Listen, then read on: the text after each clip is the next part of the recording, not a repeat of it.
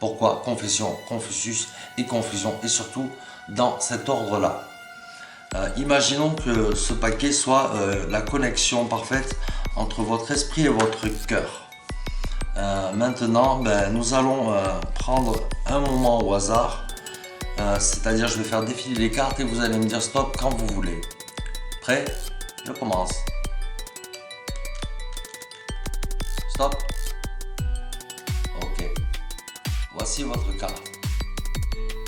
Gardez-la bien en tête. Peu importe sa valeur, que ce soit un chiffre ou une tête, l'important c'est son symbole.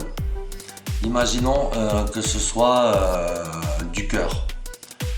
Imaginez, pensez à quelque chose que vous avez aimé de tout votre cœur au moins une fois dans votre vie.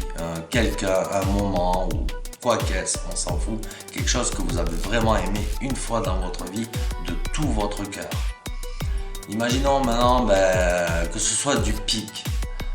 Pensez à quelque chose que vous pensez qu'on vous a dépossédé de cette chose, cette personne, ce moment, ce sentiment. Imaginez que vous pensez quelque chose qu'on vous a volé, involontairement ou pas, ou indépendamment de votre volonté, ou pas. Maintenant, imaginons que ce soit du carreau. Si c'est du carreau, imaginez une sorte de droiture, de façon de se conduire qui fait que c'est un exemple à suivre, ou pensez à quelque chose qui vous pense comme exemplaire. Si c'est du trèfle, pensez à un moment ou à une personne ou à tout ce que vous voulez, quelque chose que vous avez viscéralement le sentiment que vous avez eu beaucoup de chance de l'avoir connu au moins une fois dans votre vie. Et bien maintenant, posez-vous une question existentielle sur cette chose, cette personne ou ce moment. C'est là que vient le Confucius. Donc, vous avez votre cœur et votre esprit connectés, vous avez une seule question existentielle. Le Confucius étant dans le concept que je vais séparer l'esprit du cœur.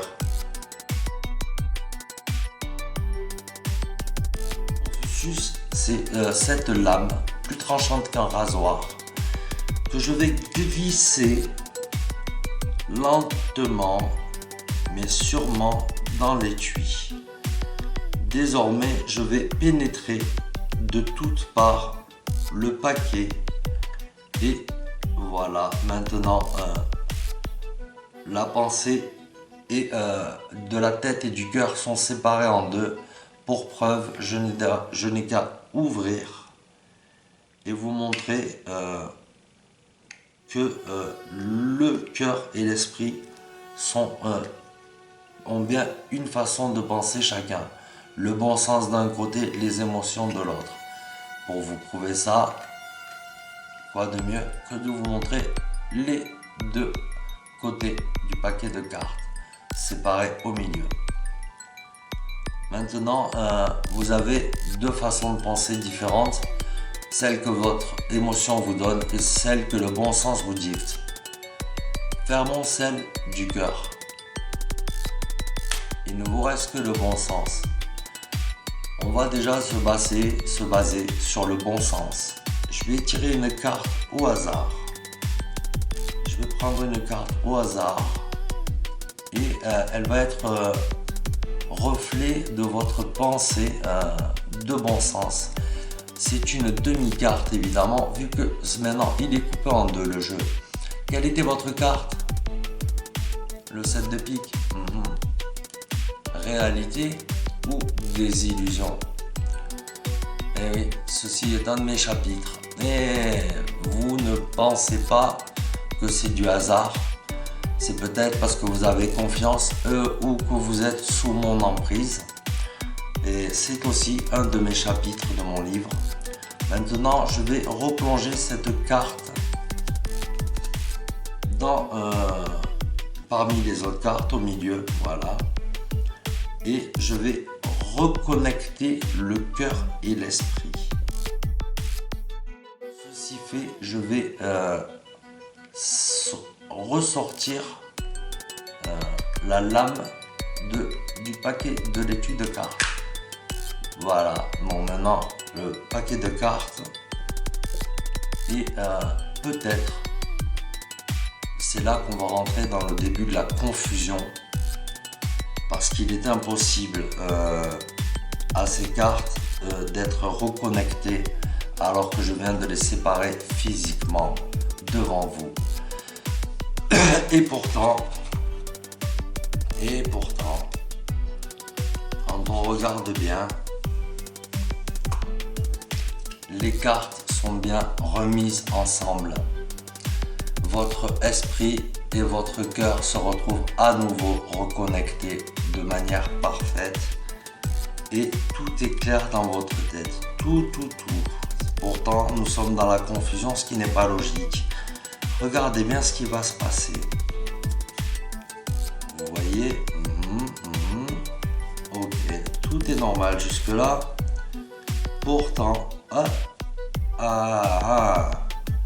une carte parmi les autres s'en tire avec non pas une réponse, mais clairement une confusion. Voilà votre carte terminale, c'est la confusion. Pourquoi? Parce que vous pensiez que vous obtiendrez une réponse sur une question viscéralement existentielle. C'est juste pour vous prouver pourquoi confusion au final. Parce qu'une fois que notre cœur et notre cerveau sont remis adéquats, nous terminons sur un point d'interrogation. Je préfère avoir une question qui en attise d'autres plutôt que des réponses qui ne sont pas forcément fondées. L'acceptation et la tolérance, ce qui est aussi un de mes chapitres. Moi je pense être un ignorant assis qui se pose peut-être les bonnes questions. La seule chose qui est sûre, c'est qu'il y a une chose qui ne nous appartient pas du tout et c'est le temps. Donc merci de m'avoir fait profiter de votre temps que vous avez peut-être pas à perdre, mais au moins que nous avons vécu dans le partage. Chance inouïe de l'avoir partagé avec vous. Merci infiniment. Paix sur vous tous et prenez soin de votre santé, c'est essentiel.